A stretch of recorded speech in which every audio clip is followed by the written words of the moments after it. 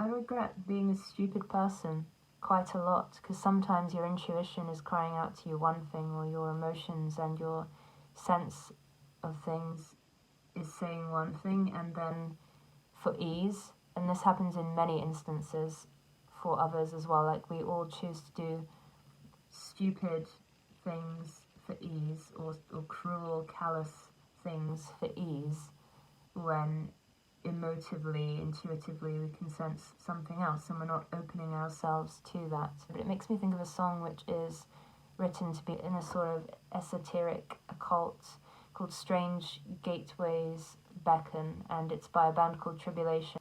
And they use a lot of Dracula themes in their artwork and in their lyrics and in the general atmosphere of the music. The experiential things which you can notice in your life or open yourself to through this book. Like, it's really just one of the best pieces of literature ever, and I think it's underappreciated as this? I know it's like appreciated as a classic, but anyway, this song, Strange Gateways Beckon, so it's like open up to what there is and what may be. In the end, nothing is as it seems.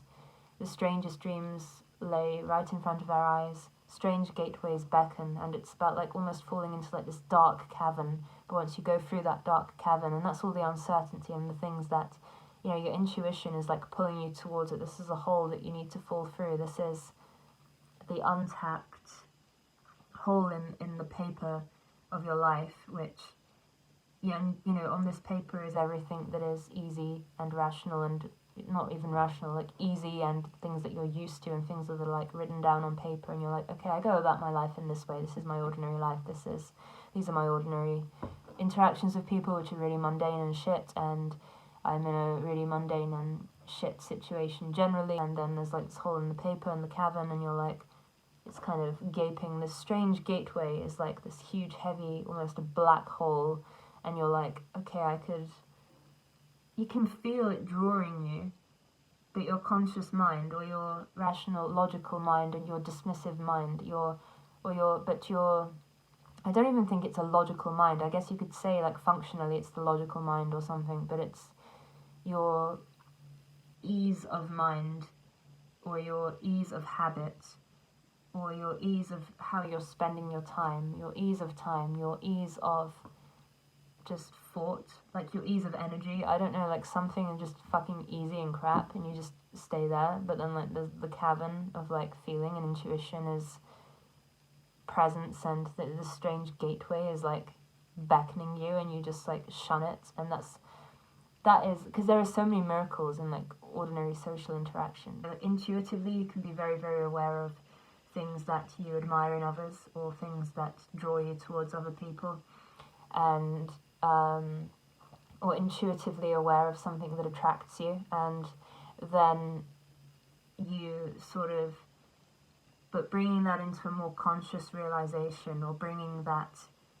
like emotively connecting it so that you can embody and carry and conceive of this emotion in language, or conceive of it in action, outside of the vague, sort of abstract, almost floating in the air intuition, or it's very deep down inside yourself, and you have to crack it. Wonderful things which come out of like instantaneous experience with others, or being present, or responding to your feelings towards other people. And I'd love to fucking tell you about Norfolk. I would love to tell you about all the times that I have destroyed friendships, potential friendships, social situations, parties, connections, networking, events. I would love to give an example of what a bitch I have been, of all the times that I have ignored my intuition, ignored my feeling, ignored presence, and said some awful thing. Yeah, just what is this resistance to this resisting of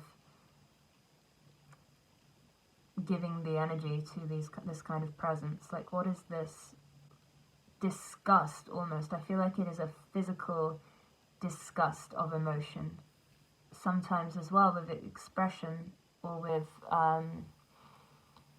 being able to locate in the intuition. There's almost a disgust of myself which won't allow it. I don't know, it's like you can feel it in your body, like it's a physical presence that you're sort of like a revulsion, and you're like, no, I don't want to sit with feeling. I don't want to enter into this. I'm having to drop down through my organs, and this is very sort of uncomfortable. I don't want to think. I could tell you a story actually about being in Norfolk, where I was like the craziest, most stupid. It was like in my heightened like OCD phase back then as well, which is, I don't like to throw around words like OCD, but I do have and did have like more obviously really bad OCD, not in a stereotype cleanliness way, but in like ritualistic and fear of I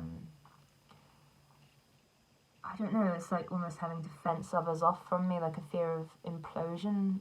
No, a fear of being like too a fear of being a fear of